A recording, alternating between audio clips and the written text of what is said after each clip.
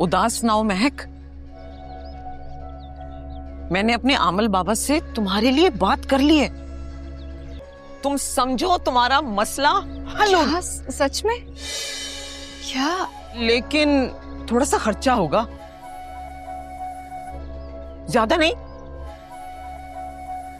50,000 रुपए का। 50,000? लेकिन आंटी मेरे पास तो 50,000 नहीं है। औलाद पैदा करने के लिए तुम 50,000 रुपए नहीं खर्च कर सकती। डॉक्टरों के पास जाओगी तो लाखों रुपया खर्च हो जाएगा और पता नहीं नतीजा निकले भी ना निकले। लेकिन बाबा का काम आजमुदा है, 100%। मुझे इस बात का यकीन है आंटी, लेकिन इतनी बड़ी रकम मैं एक साथ नहीं दे सकती। हाँ हाँ, आधे आधे करके दे दूंगी। कोई बात नहीं। Thank you aunty. हम बाबा से बात कर लेंगे, तुम बेफिक्र हो जाओ। मैं वाकई बहुत परेशान थी। अरे आपने तो आके मेरा मसला ही हल कर दिया। अब मैं आ गई हूं, तुम्हारे सारे मसलों के हल निकल आएंगे। महक, मुझे अपनी माँ की तरह ही समझो। ठीक है। शाम को तैयार है ना कल? और ये बात तुमने घर में किसी को नहीं बतानी। ये घर में किसी से नहीं करूंगी। तुम जानती हो ना मैं बात क्यों कह रही हूँ। हाँ आंटी, आप बेफिक्र हो जाएं, मैं ये बात किसी से नहीं कहूंगी। वैसे इस काम में कोई हर्ज नहीं है, तुम्हारी सास खामखा नाराज हो जाएगी। कहीं ऐसा ना हो कि अरियान को तुम्हारे और मेरे खिलाफ कर दे। नहीं है, लेकिन तुम्हें पता है ना, लोग यकीन नहीं करते। जी आंटी, मैं ये बात बहुत अच्छे से समझती हूँ। मैं ये बात आपकी और अपने दरमियान ही रखूंगी। तुम्हें ये बात समझ में क्यों नहीं आ रही है? तुमने ईमान को सारा गोल्ड क्यों दिया? ईमान का अब इस घर से कोई ताल्लुक नहीं, तो इस घर की किसी भी चीज पर उसका कोई हक नहीं है। वो गोल्ड तुम कहीं और भी तो रख सकते थे। हाँ देखो मेरी बात सुनो, देखो, वो सब चीजें उसी की थी। अगर वो ले गई है तो क्या फर्क पड़ता है? मुझे बहुत फर्क पड़ता है। फर्क पड़ता है।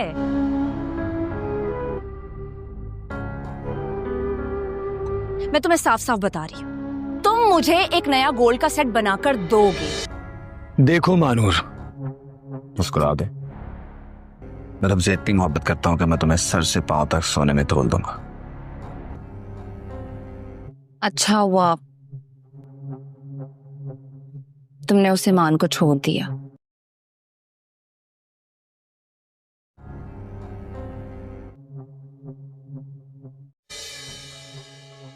मैं तो कहती हूं कि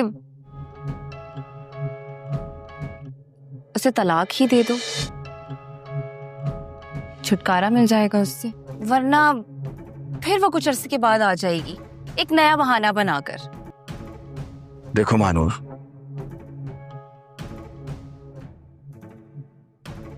मैं ईमान को नहीं छोड़ सकता। वो मेरे बच्चे की माँ है।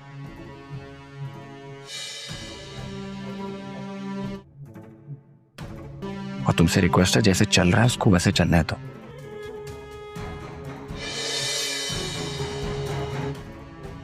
तो तुम हमेशा दो कश्तियों के सवार रहोगे, है ना? देखो माँ, चाहे कुछ भी हो जाए, मैं ईमान को तलाक नहीं दूंगा।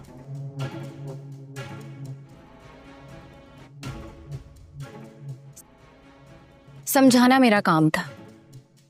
अब आगे तुम्हें समझ आए या ना आए, तुम्हारा खुद का फैसला है।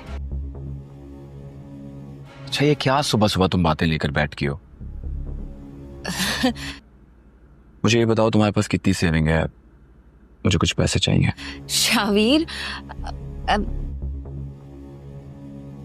अभी मेरे पास है ही कहाँ, जितने भी थे वो तो। महक और आलियार के दरमियान दिन बदन गलत फहमियां बढ़ती जा रही थीं। महक के जहन में सिर्फ एक ही बात गूंज रही थी, औलाद। और इसी कमजोरी को महनूर की मां ने खूब इस्तेमाल करना शुरू कर दिया था। वो हर दूसरे दिन शमीर के घर आ धमकती, कभी चीनी लेने के बहाने, कभी नापतोल पूछने, मगर असल मकसद होता था पैसे आकटे करना। उसे जब ये मालूम हुआ कि महक कभी मां नहीं बन सकती तो उसकी आंखों में एक लालच भरी चमक पैदा हो गई। फौरन महक के सामने एक नया जाल डाल दिया। बेड़ी हुआ, मैं एक बहुत बड़े बाबा को जानती हूँ, वो जिस पर दम कर दें वो फौरन मां बन जाती है, मगर थोड़ा सा खर्चा आएगा। महक का दिल जैसे किसी ने मुट्ठी में पकड़ लिया हो। कितना खर्चा? वो आहिस्ता से बोली। महनूर की मां फौरन बोल उठी, बस 30,000, ज्यादा कुछ नहीं, तुम्हारी जिंदगी बन जाएगी। महक के चेहरे पर हवाइयां उड़ गईं। वो जानती थी कि आलियार के पास नौकरी नहीं, 1 रुपया तक मौजूद नहीं, मगर मां बनने की ख्वाहिश ने उसके अंदर एक अजीब तोड़फोड़ मचा रखी थी। घर आते ही वो गुस्से और बेबसी में बरस पड़ी। नहीं है मेरे पास नौकरी, नहीं है मेरे पास 1 रुपया, मैं कहां से दे दूं तुम्हें पैसे, कहां से लाऊं, क्या कर लूं? वो चीख चीख कर आलियार से कह रही थी, मैं लेकर जाऊंगी ना तुम्हें बाबा के पास। तुम्हें क्या पता कि औलाद ना होने वाली औरत की कोई इज्जत नहीं होती। श्वर दूसरी औरतों में दिलचस्पी लेते हैं। मैं भी अपनी जिंदगी संभालना चाहती हूँ। आलियार हैरान था, टोटा हुआ था। उसकी बेबसी उसके चेहरे पर साफ नजर आ रही थी, मगर महक के जहन पर सिर्फ एक ही बात सवार थी, औलाद। उसी दौरान एक दिन अचानक ईमान अपना सामान लेने के लिए शमीर के घर आ गई। जैसे ही वो अपने कमरे में दाखिल हुई तो महनूर को देखकर रुक गई। उसके चेहरे पर एक गहरा अफसोस छलक पड़ा, एक ऐसा अफसोस जिसमें बेबसी भी थी, दुख भी था और शायद थोड़ी सी शर्मिंदगी भी। कमरे की फजा एकदम बदल गई, जैसे किसी ने अंदर सारी हुआ रोक दी हो। ईमान दरवाजे पर खड़ी थी और अंदर महनूर को देखकर इसके दिल में जैसे कोई पंखा टूट कर गिर गया हो। उसकी निगाहों में वही दुख, वही बेबसी और वही सवाल था जो कभी उसने खुद से पूछा था, मैं कहाँ गलत थी। कमरे का हर कोना उससे उसकी अपनी बिखरी हुई यादें याद दिलाने लगा। वो लम्हे जब वो भी इसी घर में उम्मीदें समेट कर आई थी, और वो लम्हे जब वही उम्मीदें उसके कदमों तले कुचल दी गई थीं। महनूर ने उसे देखा तो एक पल को वो भी खामोश हो गई। ईमान की मौजूदगी ने जैसे उसके अंदर एक अजीब सी झिझक, एक बेचैनी पैदा कर दी थी। वो भूल गई थी कि कभी ये घर ईमान का था, ये कमरा ईमान की खुशियों और गमों का गवाह था। अब इसे अपने सामने देख कर उसे एहसास हुआ कि शायद वो ये एक ऐसी जगह बैठी है जहां बैठने का अखलाकी हक तक उसके पास नहीं। ईमान के चेहरे पर हल्की सी तलखी थी, मगर वो बोली कुछ नहीं। वो बस आहिस्ता आहिस्ता चलती हुई अपने अलमारी तक गई, कपड़े निकाले, चंद किताबें उठाएं और अपने हाथों की कपकपाहट छिपाने की कोशिश करती रही। हर चीज उठाते हुए इसे अपनी साबका जिंदगी की कोई ना कोई टूटी हुई करची महसूस होती। महनूर ने हिम्मत करके सलाम करना चाहा, मगर आवाज ईमान के जाने के बाद पूरा घर जैसे साकित हो गया। महनूर खामोशी से सोफे के किनारे पर बैठी अपने हाथों की अंगुलियां मरोड़ रही थी। शमीर कुछ कहने की हिम्मत नहीं कर पा रहा था। उसकी आंखों में एक अजीब सा दबाव, एक खफगी और कहीं ना कहीं शर्मिंदगी भी थी। उसे यकीन था कि ईमान की आंखों में जो दुख था वो उसके किए हुए फैसलों का नतीजा था, मगर उसके पास अब भी कोई ऐसा लफ्ज नहीं था जो इस दुख को कम कर सके। महनूर की नजरें बार बार दरवाजे की तरफ उठ जाते, जहां से अभी कुछ देर पहले ईमान गुजरी थी। उसने कभी सोचा भी नहीं था कि ईमान को अपने ही कमरे में देख कर उसका दिल इतना बोझल हो जाएगा। उसके अंदर जैसे कोई एहसास से जुर्म चुभने लगा था। वो जानती थी कि वो ईमान की जगह नहीं ले सकती, उसके दिल में वो मकाम नहीं पा सकती, चाहे वो शमीर की जिंदगी में कितनी ही कोशिश क्यों न करे। लेकिन उन सब के ब्रेक्स शमीर को अभी एक नई परेशानी लाहिक हो चुकी थी। उसे मालूम था कि ईमान के आने से न सिर्फ महनूर मुतासिर हुई है, बल्कि घर के बाकी हालात पर भी उसका असर पड़ेगा। खास तौर पर महक, जो पहले ही जज्बाती बेचैनी में डूबी बैठी थी, अब और टूटने लगेगी। शमीर ने सोचा कि वो जाकर महक को देखे, मगर फिर रख गया। उसे डर था कि कहीं महक इस पर भी गुस्सा न निकाल दे। इधर महक अपने कमरे में बैठे बैठे बिल्कुल बिखर चुकी थी। वो बार बार वही अल्फाज दोहरा रही थी जिन्होंने उसे अंदर से हिलाकर रख दिया था। औलाद ना हो तो औरत की कोई इज्जत नहीं होती। ये जुमला किसी ने नहीं कहा था, बल्कि उसके दिल का खौफ था जो उसे हर लम्हा डिस रहा था। उसे लगता था कि शायद वो वाकई नाकाम है, शायद वो आलियार के लायक ही नहीं, शायद उसका वजूद अधूरा है। इसी कमजोरी का महनूर की मां बड़ी चालाकी से फायदा उठा रही थी। वो कभी महक के पास बैठकर अफसोस जाहिर करती, कभी उसे प्यार से दिलासा देती और फिर चुपके से बाबा के अमल का जिक्र कर देती। बेट कभी कभी किस्मत बदलने के लिए थोड़ा सा खर्च आ जाता है। 30,000 कोई बड़ी रकम नहीं, एक दफा बाबा दम कर देगा, सब ठीक हो जाएगा, तुम भी खुश, तुम्हारा शौहर भी खुश। महक की आंखों में उम्मीद भी चमकती और खौफ भी। अगर मैंने ये मौका खो दिया, अगर मैं हमेशा के लिए बांझ ही रह गई, अगर आलियार मुझसे दूर हो गया तो। दूसरी तरफ आलियार गुस्से और बेबसी के मुक्समेन घर के सैन में बैठा माथा पकड़े बैठा था।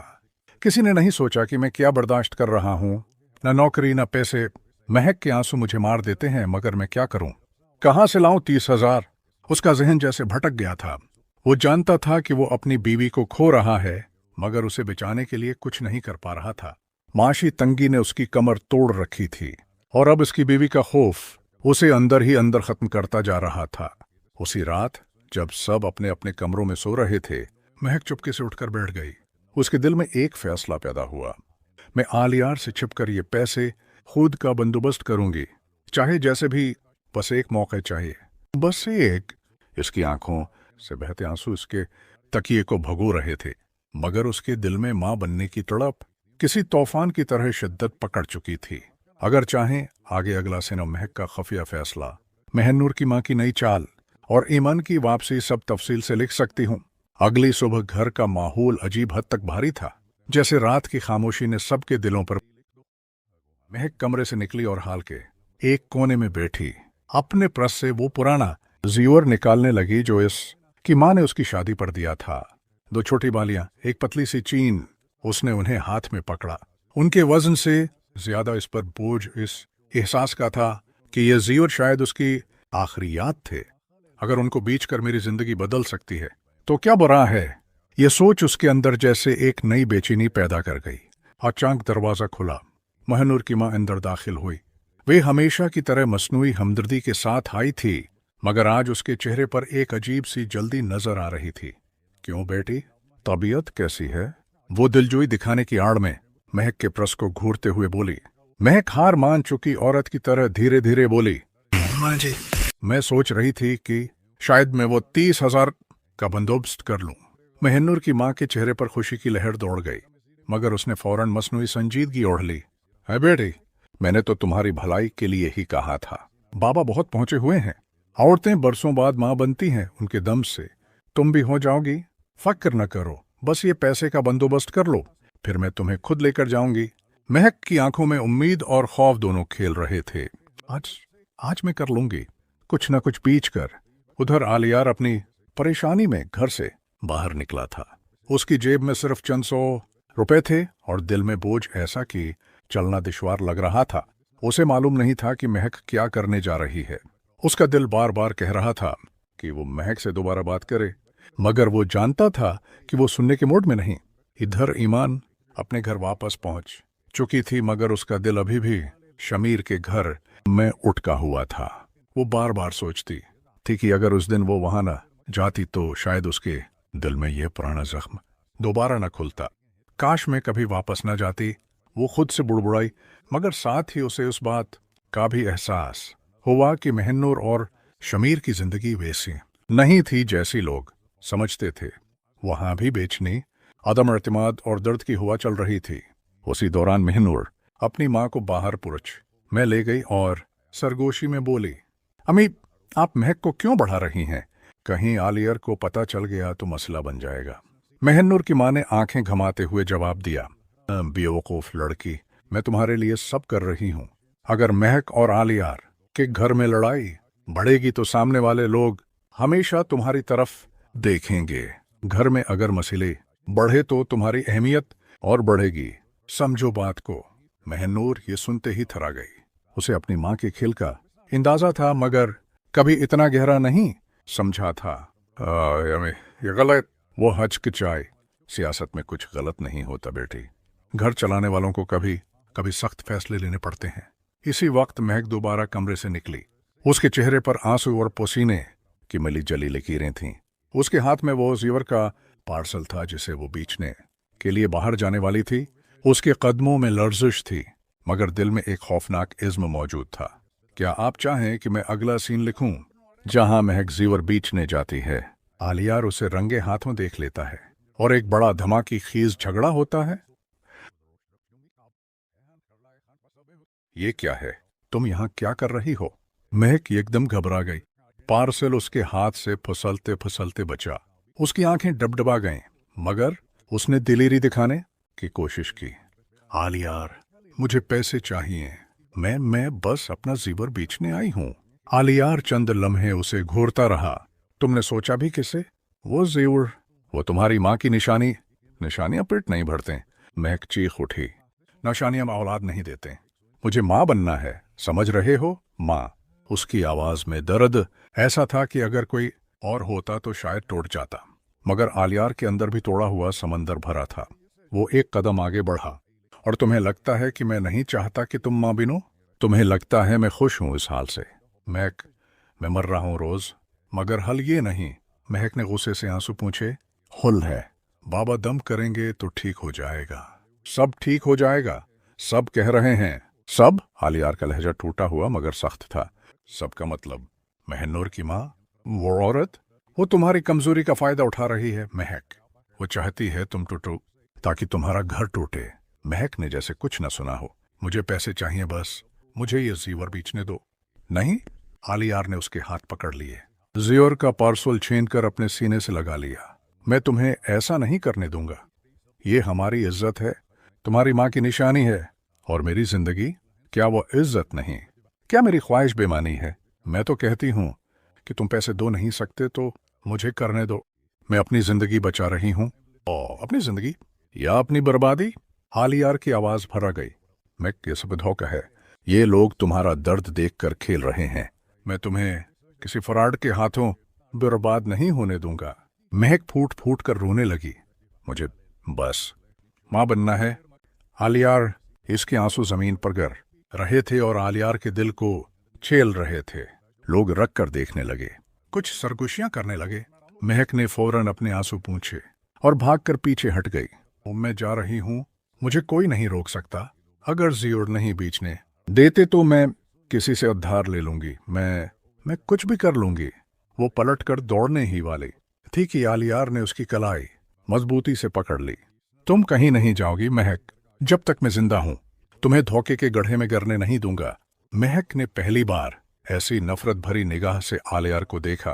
तुम मेरी खुशी का रास्ता रोक रहे हो। तुम ही मेरे दुश्मन हो। ये कहकर उसने अपना हाथ छुड़ा लिया, जोर से, इतने जोर से कि आलियार के हाथ पर नाखून की लंबी लकीरें पड़ गईं। वो तेजी से घर की तरफ भागी और आलियार बस गली में खड़ा रह गया, जख्मी, टूटा हुआ, बेबस। उसके हाथ में अभी भी वो जीवर था और दिल में महक के आखिरी अल्फाज, तुम ही मेरे दुश्मन हो। अगर आप चाहें तो मैं अगला सीन लिखूं जहां महक घर जाकर महनूर की मां के साथ मिलकर कोई नया फैसला करती है और आलियार के अंदर गुस्सा, मोहब्बत और बेबसी एक खतरनाक फैसला बनने लगती है। महक तेजी से घर में दाखिल हुई। उसकी सांसें फूल रही थीं, आंखें सरख थीं और चेहरा उस कदर बिखरा हुआ था कि लगता था जैसे वो एक लम्हे में टूटकर जमीन पर गिर जाएगी। मगर उसकी आंखों में वो इज्जत, वो जख्म, वो अंदर की आंख, वो सब आज अल्फाज से भी ज्यादा खौफनाक हो चुके थे। घर में दाखिल होते ही महनूर की मां सहन में बैठी महक उसके बाजू में सिर रखकर धाड़े मारकर रोने लगी। मैं कुछ भी कर लूंगी, मगर मैं मां जरूर बनूंगी, चाहे कोई भी कीमत क्यों न देनी पड़े। महनूर की मां ने उसके बालों पर हाथ फेरते हुए कहा, कीमत तो देनी पड़ती है बेटी, हर बड़ी खुशी के लिए, लेकिन एक तरीका है। महक ने आंसू साफ किए। क्या तरीका अम्मा जी?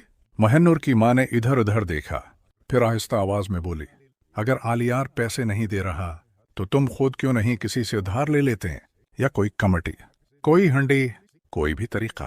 मैं तुम्हें एक औरत का नंबर देती हूं, वो पैसे दे देती है फौरन, बस थोड़ा सा सौद होता है। महक ने फौरन पूछा, कितना सौद? अरे कुछ खास नहीं, बस महीना 10-15 हजार, उसने बड़े नॉर्मल अंदाज में कहा, जैसे ये कोई बड़ी बात ना हो। महक के चेहरे पर एक लम्हे को हेरत आई, फिर वो दोबारा अपने मकसद में डूब गई। ठीक है, ये भी कर लूंगी, बस पैसे मिल जाएं। हाँ बेटी, मैं नंबर देती हूँ, बस तुम हाँ कर दो, कल ही बाबा के पास ले जाऊंगी। उसी लम्हे महनूर पास खड़ी सब कुछ सुन रही थी। वो अंदर से लर्ज गई। यमी, ये ठीक नहीं है। इतना बड़ा सौद, महक आधार में दब जाएगी। आलियार का मुस्तकबल बर्बाद हो जाएगा। चुप कर। उसकी माँ ने उसकी बात काट दी। तुम्हें नहीं समझ आएगी ये बात। महक जितना कमजोर होगी इतना ही तुम्हारी इज्जत बढ़ेगी उस घर में। समझो बात को। महनूर के जिस्म में कपकपी दौड़ गई। लेकिन अम्मी, ये जुल्म है। सियासत में जुल्म नहीं होता। महनूर की माँ की आवाज सर्द थी, सुख्त थी और जहर में बुझी हुई थी। औरतें जो चालाक होती हैं ना बेटी, वही घर चला पाती हैं। महक आंसू पोंछकर सीधी हो गई। मुझे नंबर दें, मैं आज ही उस औरत से बात करूंगी।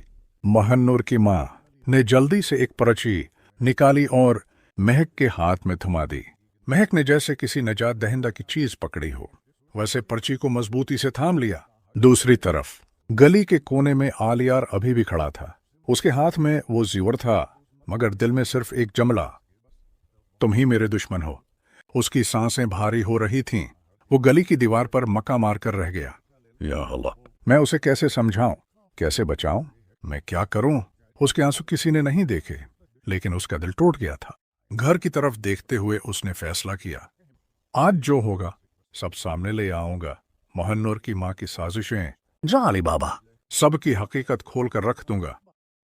उसका गुस्सा बढ़ता जा रहा था। वो कदम जमीन पर मारता हुआ घर की तरफ चल पड़ा। अब फजा में एक बड़े तूफान की बू फैल चुकी थी। चाहे तो मैं अगला सीन लिखूं, आलियार का घर पहुंचकर सबके सामने फट पड़ना, महक का मजीद बिगड़ जाना और महनूर की माँ का नया खेल, सब ड्रामाई शिद्दत के साथ। केस अभी भी डॉक्टर के कहे हुए अल्फाज के जेर असर था। वो बार बार लैला को देख रहा था, जैसे पहली बार देख रहा हो। उसके चेहरे पर हैरत, खुशी, शुक्र और मोहब्बत सब एक साथ थे। लैला बेहद कमजोर थी, मगर उसकी आंखों में सुकून था, जैसे बरसों की थकन उतर गई हो।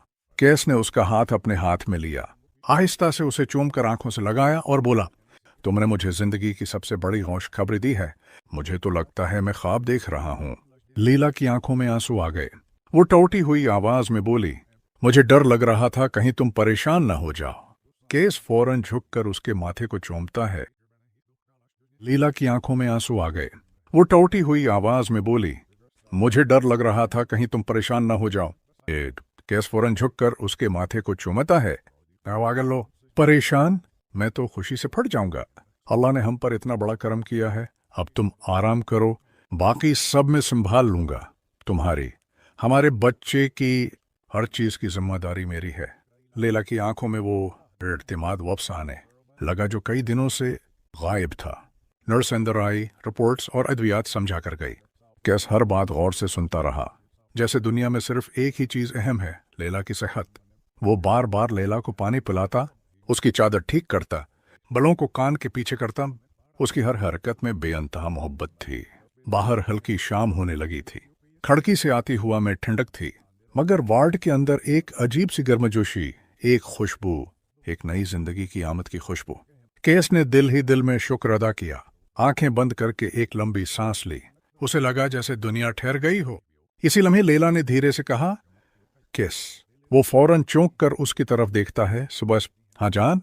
लैला ने आहिस्ता से मुस्कुराकर कहा, मैं खुश हूं, बहुत खुश, क्योंकि तुम मेरे साथ हो। केस का दिल भर आया। वो लैला के सर के करीब बैठकर बोला, हमेशा था, हमेशा रहूंगा। अब तो हमारे दरमियान एक छोटा सा फरिश्ता भी आने वाला है। बस अब तुम हिम्मत न हारम, मैं तुम्हें कभी अकेला नहीं छोड़ूंगा। और लैला ने पहली बार पूरी मजबूती से उसका हाथ थाम लिया, जैसे उसने केस पर, अपने मुस्तकबल पर, अपनी जिंदगी पर दोबारा एतबार कर लिया हो। रात गहरी होने लगी थी और अस्पताल की खामोशी लैला के दिल में अजीब सा सुकून भर रही थी। कैस लैला के बेड के पास रखी कुर्सी पर बैठा था, मगर बैठा हुआ भी ऐसे जैसे हर लम्हा चौकस हो, कहीं लैला को कुछ चाहिए न पड़ जाए। उसने अपने फोन पर बार बार मैसेज चेक की ऑफिस में सब ठीक चल रहा है, मगर उसकी पूरी तवज्जो लैला पर थी। वो कभी पानी का गिलास भर कर रखता, कभी उसकी रिपोर्टों को तरतीब देता, कभी कंबल खींचकर इसके कंधे ढांपता, जैसे लैला उसकी मोहब्बत का मरकज हो और बाकी दुनिया थानवी। लैला ने आहिस्ता से आंखें खोलें और केस को यूं बैठे देखकर मुस्कुरा दी। तुम अब तक जाग रहे हो? केस ने फौरन सीधा होकर नरमी से जवाब दिया, हाँ। तो फिर तुम सो जाओ, मैं हूं ना यहाँ। लैला की मुस्कुराहट में वो एतमाद था जो कई महीनों से लड़खड़ा रहा था। वो आहिस्ता से बोली, तुम थक जाओगे केस। लैला ने आहिस्ता से आंखें खोलें और केस को यूं बैठे देखकर मुस्कुरा दी। तुम अब तक जाग रहे हो? केस ने फौरन सीधा होकर नरमी से जवाब दिया, हाँ। तो फिर तुम सो जाओ, मैं हूं ना यहाँ। लैला की मुस्कुराहट में वो एतमाद था जो कई महीनों से लड़खड़ा रहा था। वो आहिस्ता से बोली, तुम थक जाओगे केस। केस ने उसके हाथ पर अपनी अंगुलियां रखते हुए कहा, तुम्हारी थिकन मेरी थिकन है। तुम आराम करोगी तो मैं आराम करूंगा। जब तक तुम ठीक नहीं हो जाते मुझे नींद नहीं। सुबह की पहली किरण जैसे ही खिड़की से अंदर आई, कमरे में नर्म सी रोशनी फैल गई। लैला अभी तक सुकून से सो रही थी, मगर केस पूरी रात बैठे रहने की वजह से थोड़ा झुक गया था। उसकी आंखों के नीचे हल्के से साए थे, लेकिन चेहरे पर वही ठहरी हुई मोहब्बत थी जो रात भर लैला को देखते हुए उसके दिल में और गहरी हो गई थी। नर्स दोबारा कमरे में दाखिल हुई और केस को यूं जागते देखकर रख गई। अभी तक सोए नहीं? केस ने हल्की सी मुस्कुराहट के साथ कहा। नहीं, नींद का ख्याल ही नहीं आया, बस ये ठीक हो जाए फिर आराम कर लूंगा। नर्स ने हमदर्दी से सर हिलाया और आहिस्ता से लैला का ब्लड प्रेशर चेक करने लगी। उसी दौरान लैला क्रूट बदलकर हल्का सा जागी। उसने जैसे ही आंखें खोलें तो सबसे पहले केस को अपने सामने बैठा पाया। वो थोड़ा सा चूंकि जैसे हकीकत और ख्वाब में फर्क नहीं कर पा रही हो। केस ने फौरन झुककर नरमी से पूछा, अठो में ठीक हो? तबीयत कैसी है? लैला ने थके हुए लहजे में जवाब दिया, हाँ, बस थोड़ा सा कमजोरी है। नर्स ने मुस्कुराकर कहा, यह नॉर्मल है, मां बनने वाली हैं, जिस्म में बहुत सी तब्दीलियां आती हैं, फिक्र ना करें, सब ठीक रहेगा। लैला ने एक लम्हे के लिए आंखें बंद कर लें, जैसे ये खबर सुनकर दिल में कोई शक्र की लहर दौड़ गई हो। उसने आहिस्ता से केस की तरफ देखा और फासवाद आवाज में कहा, किस, मैं डर रही हूं। केस ने उसके हाथ को दोनों हाथों से थामकर मजबूती से पकड़ लिया। डरने की कोई जरूरत नहीं, मैं हूं तुम्हारे साथ। हर टेस्ट, हर परेशानी, हर मुश्किल हम दोनों मिलकर देखेंगे। तुम अकेली नहीं हो लैला, न कभी थी न कभी होगी। लैला की आंखों के किनारे फिर नम होने लगे। आगोल, अगर कुछ हो गया तो? केस ने फौरन उसकी बात काटकर कहा, कुछ नहीं होगा, मैंने डॉक्टर से हर चीज पूछ ली है। तुम भी ठीक हो और बच्चा भी, तुम्हें बस अपना ख्याल रखना है, बाकी मुझ पर छोड़ दो। उसी वक्त दरवाजा खुला और बाहर इंतजार करते अस्पताल के अमले ने बताया कि डॉक्टर चंद मिनट में राउंड पर आ रही है। केस ने लैला की चादर सही की, उसके बाल पीछे किए और यूं इसे संभाला जैसे वो किसी कीमती खजाने की हिफाजत कर रहा हो। लैला खामोशी से उसे देखती रही। उसके दिल में पहली बार गहरा यकीन बैठ रहा था कि केस सिर्फ उसका शोहर नहीं बल्कि उसका सहारा, उसका मुहाफिज और उसके आने वाले बच्चे का बेहतरीन बाप भी है। कुछ लम्हों बाद डॉक्टर अंदर आए, रिपोर्ट्स चेक की और मुतमईन लहजे में कहा, सब्र फॉर्मल है, कुछ दिन रेस्ट, मुनासिब गज़ा और थोड़ी एहतियात, उसके बाद आप नॉर्मल जिंदगी जी सकती हैं। केस ने शुक्र अदा करते हुए एक लंबी सांस ली। डॉक्टर ने जाते हुए कहा, और मिस्टर केस, आप बीवी का बहुत ख्याल रखते हैं। ऐसे शौहरों की वजह से ख्वातीन का आधा इलाज खुद ब खुद हो जाता है। केस ने शर्मिंदा सी मुस्कुराहट दी, जबकि लैला ने पहली बार हल्का सा हंस कर उसे देखा। इस हंसी में मोहब्बत भी थी, एजाज भी, और एक नया रिश्ता जो अब मजबूत से मजबूत तर हो रहा था। कमरे में सुकून उतराया।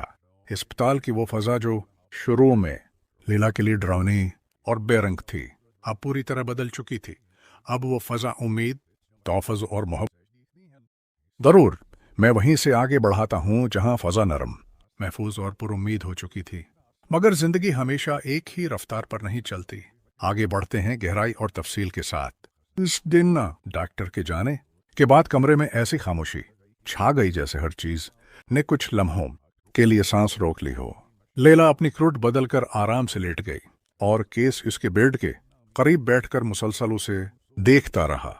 उसकी नजरें कभी लैला के चेहरे पर ठहरते, कभी उसके हाथों पर और कभी पेट पर, जैसे वहां मौजूद नन्ही सी जान से दिल ही दिल में बातें कर रहा हो। लैला ने आहिस्ता से आंखें खोलकर उससे देखा और धीरे से पूछा, किस, तुम इतने बदल कैसे गए? पहले तो कभी इतना ख्याल नहीं रखा तुमने मेरा। केस चंद लम्हे खामोश रहा, फिर कर्सी मजीद करीब खिसका कर धीरे से बोला, लीला, इंसान हमेशा एक जैसा नहीं रहता। कभी कभी वक्त, हालात या कोई बड़ी खुशखबरी इंसान के अंदर कुछ बदल देती है। लैला ने हैरानी से पूछा, क्या बदल गया तुम्हारे अंदर? कैस की आवाज भारी सी हो गई। ये एहसास कि तुम मेरी जिम्मेदारी नहीं, मेरी जरूरत हो, कि तुम्हारे बगैर कुछ भी मुकम्मल नहीं है। जब कल रात तुम बेहोश हुए तो ऐसा लगा जैसे मेरा दिल, मेरा दम सब रख गया। पहली बार एहसास हुआ कि अगर तुम्हें कुछ हो गया तो मैं टूट जाऊंगा। और जब डॉक्टर ने बताया कि हम वालिदैन बनने वाले हैं तो लगा जैसे अल्लाह ने मुझे दूसरा मौका दिया है तुम्हारे साथ सब ठीक करने का। लैला की आंखों में नमी तिर गई। तुमने कभी बताया नहीं। बताया तो बहुत कुछ नहीं जाता, कैस ने मुस्कुराते हुए कहा। महसूस कराया जाता है और मैं अब यही करने की कोशिश कर रहा हूं। लैला खामोश होकर उसे देखती रही। वो लम्हा दोनों के दरमियान एक खामोश माहिदा बन गया, एक ऐसा माहिदा जो लफ्जों से ज्यादा मजबूत और जज्बात से ज्यादा साफ था। उसी दौरान नर्स दोपहर की दवाइयां लेकर आई। लैला ने खाने से इनकार किया। भूख नहीं है, तबीयत भारी लग रही है। मगर केस फौरन संभल गया। नहीं, तुम्हें खाना होगा, खुद के लिए नहीं तो बच्चे के लिए। देखो, मैं तुम्हें खुद खिलाऊंगा, लेकिन कुछ न कुछ तो खाना होगा। लैला ने बेदिली से हाँ कर दी और कैस ने उसके बेड के पास बैठकर बड़े प्यार से चमच भर भर कर उसे खाना खिलाया। उसके अंदाज में एक अजीब सी नरमी थी, जैसे वो किसी बीमार जिस्म नहीं बल्कि टूटे दिल को सहारा दे रहा हो। खाना खत्म होने के बाद कैस ने उसके लिए पानी का गिलास रखा, चादर दरस्त की और बोला, अब सो जाओ, मैं यही हूं, कहीं नहीं जा रहा। लैला ने आहिस्ता से सर हिलाया और आंखें बंद कर लें। कुछ ही लम्हों में वो नींद की गहराई में चली गई। कैस ने उसके चेहरे को गौर से देखा। लैला की नींद में भी मासूमियत झलक रही थी। उसके लबों के किनारे हल्की सी मुस्कुराहट थी, जैसे वो पहली बार किसी नई दुआ के साथ सो रही हो। इसी लम्हे केस का फोन वाइब्रेट हुआ। उसने फोन उठाकर देखा, घर से कॉल थी। उसकी माँ की आवाज परेशान थी। बेटा, सब ठीक है ना? कैसे हो तुम लोग? कब आ रहे हो? कैस ने पूरी तफसील न बताते हुए सिर्फ इतना कहा, अभी लैला ठीक है, डॉक्टर ने आराम का कहा है, मैं सुबह से घर आकर बताऊंगा, फिलहाल मैं यहीं हूं। माँ ने सुकून की सांस ली और कहा, बेटा ख्याल रखना, उसका माँ बनने वाली है, नाजुक हालत होती है। कैस ने एक लम्हे के लिए लैला की तरफ देखा, जैसे वो भी यही बात दोहराओ रही हो कि लैला का ख्याल रखना। पहले जरूर कहानी को वहीं से आगे बढ़ाता हूं जहां लैला अस्पताल के बिस्तर पर सो रही है और कैस उसके हाथ पर हाथ रखे हुए बैठा है। अब कहानी मजीद गहरी, जज्बाती और ड्रामाई मोड़ लेती है। इस दिन दोपहर ढलकर शाम में बदलने लगी थी। अस्पताल के कमरे की खिड़की से आते सूरज की आखिरी नारंगी रोशनी लैला के चेहरे पर पड़ रही थी, जिससे उसकी जल्द पर एक नर्म सी चमक आ गई थी। केस काफी देर से सोचों में गम बैठा था। उसे एहसास हो रहा था कि जिंदगी ने एक दिन में जैसे करोड़ बदल ली हो। पहली तलखियों, शिकायतों, गलत फहमियां सब किसी पुरानी भूली बिसरी किताब की तरह पीछे रह गई थीं। उसी दौरान दरवाजे पर हल्की सी दस्तक हुई। कैस ने चौंक कर सर उठाया। सामने वो ईमाना खड़ी थी, वही ईमान जो इस घर की खामोश कहानियों में बार बार उलझती रही थी। उसके हाथ में एक छोटा सा बैग था, शायद लैला का सामान देने आई थी। ईमान ने अंदर आकर आहिस्ता से कहा, अस्सलाम वालेकुम। मैं अपना बैग लेने आई थी और लैला की खैरियत भी मालूम करना चाहती थी। कैस ने थोड़ा इल्झ कर जवाब दिया, वालेकुम अस्सलाम, वो सो रही है, तुम चाहो तो देख सकती हो, बस शोर मत करना। ईमान ने सर हिलाया और आहिस्ता से लैला के बेड के करीब आई। वो कुछ पल खामोश खड़ी रही। लैला का सुकून भरा चेहरा देखकर इसके चेहरे पर अजीब सी कैफियत भरी दिख भी, अफसोस भी और शायद थोड़ी हसरत भी। उसने नीम परेशानी में मध्यम आवाज में पूछा, किस ये सब कब हुआ? तबीयत इतनी खराब क्यों हो गई थी? कैस ने गहरी सांस ली और कहा, डिहाइड्रेशन था, कमजोरी भी, लेकिन असल खबर डॉक्टर ने कहा है कि लैला मां बनने वाली है। ईमान जैसे लम्हा भर के लिए पत्थर हो गए। उसने लैला की तरफ देखा, फिर केस की तरफ। इसकी आंखों में कुछ ऐसा जज्बा तीर गया जो छिपाना उसके लिए मुमकिन न था। शायद अधूरापन, शायद बेआवाज तकलीफ, शायद वो एहसास की जिंदगी कभी कभी दूसरों को वो दे देती है जो आपने अपने लिए मांगा था। वो आहिस्ता से बोली, अल्लाह मुबारक करे, खुश रहो तुम दोनों। लेकिन उसके लहजे में वो खुशी नहीं थी जो अल्फाज में थी। कैस ने यह महसूस किया मगर चुप रहा। ईमान ने बैग उठाया और जाने के लिए मुड़ी। लेकिन आहिस्ता से फिर रख गई। वो चंद लम्हे सोचती रही, जैसे कुछ कहना चाहती हो, कुछ बहुत अहम, बहुत भारी, मगर फिर अपने जज्बात निगल कर धीरे से बोली, ख्याल रखना उसका, कैस बहुत नाजुक हालत होती है और लैला को तुम्हारी बहुत जरूरत है उस वक्त। कैस ने सर हिलाया, मैं सब समझता हूं, फिक्र न करो। ईमान ने जबरदस्ती मुस्कुराहट लबों पर सजाई और कमरे से बाहर चली गई। जाते हुए उसके कदमों में वो एतमाद नहीं था जो कभी होता था। दरवाजा बंद हुआ तो कमरे में खामोशी मजीद गहरी हो गई। कैस ने एक नजर दरवाजे पर डाली, फिर लैला पर। तुम्हें अंदाजा नहीं लैला, तुम्हारे आने वाले बच्चे ने सब कुछ बदल दिया है, सब कुछ। लैला इस वक्त भी बेखबर सो रही थी, अपने अंदर एक नई जिंदगी लिए, एक नई दुनिया की शुरुआत के साथ। कैस ने उसका हाथ दोबारा थाम लिया और धीरे से बोला, तुम और मेरा बच्चा अब मेरे लिए दुनिया की सबसे बड़ी जिम्मेदारी हो। मैं वादा करता हूं, तुम्हें कभी अकेला नहीं छोड़ूंगा, कभी नहीं। शाम का नूर कम होकर मुकम्मल अंधेरे में बदलने लगा, मगर कमरे के अंदर एक नया चिराग जल चुका था, आने वाली जिंदगी की रोशनी, जो अब दोनों के लिए उम्मीद। अगले दिन सुबह सवेरे जब लैला को अस्पताल से डिस्चार्ज मिल गई, कैस ने उसके बैग खुद उठाए और दोनों आहिस्ता आहिस्ता घर की तरफ रवाना हुए। गाड़ी में खामोशी थी, मगर यह खामोशी अजीब सुकून लिए हुई थी। लैला के हाथ में कैस का हाथ था और हर लम्हा उसके दिल में महब्बत और इत्मीनान की रोशनी बढ़ रही थी। जैसे ही घर की दहलीज पर कदम रखा, घर की फजा में एक हल्की सी तनाव की लहर दौड़ गई। मोहनूर की माँ पहले ही तैयार बैठी थी। उसके चेहरे पर मुस्कुराहट थी, मगर आंखों में चालाकी झलक रही थी। बेटी, खुश आमदीद, सब ठीक है ना? उसने ऐसा लहजा अपनाया जैसे वाकई फिक्रमंद हो, मगर उसकी हर हरकत एक मंसूबे का हिस्सा थी। महनूर खामोशी से कोने में खड़ी थी। उसके चेहरे पर हैरत और बेचैनी के आसार थे। वो जानती थी कि महक अब सिर्फ खुश नहीं, बल्कि उसके लिए भी एक मौका लेकर आई है, और ये मौके खानदान में नई हलचल पैदा करने वाला था। लैला के दाखिल होते ही महक की माँ फौरन उसके करीब आई और आहिस्ता से कहा, बेटी, तुमने बहुत बर्दाश्त किया, अब सब कुछ ठीक हो जाएगा। लैला ने महज मुस्कुराकर सर हिलाया, मगर उसकी नजरें सीधी कैस की तरफ थीं, जैसे वो जानती हो कि हकीकी तहफ़्फ़ुज़ और इत्मीनान सिर्फ इसी के साथ है। महनूर की माँ ने चुपके से महक के कान में कहा, बेटी, अभी मौका है, ये जो बाबा के दम का तरीका है, तुम्हें एक छोटा सा कदम और बढ़ाना होगा। बस पैसे का बंदोबस्त करो और सब ठीक हो जाएगा। महक के चेहरे पर एक लम्हे के लिए हल्की सी झुझक आई, मगर उसके दिल में मां बनने की शिद्दत ने खौफ पर गालिब आकर एक नई हौसला मंदी पैदा कर दी। उसने अपनी आंखें गहरी करके कहा, ठीक है, मैं ये कर लूंगी। उसी दौरान कमरे के दरवाजे पर ईमान खड़ी थी। वो अब भी अपने दिल के अंदर होने वाली जंग से लड़ रही थी। उसने महक को और कैस को देखा और दिल में एक अजीब सा दर्द महसूस किया। ईमान जान रही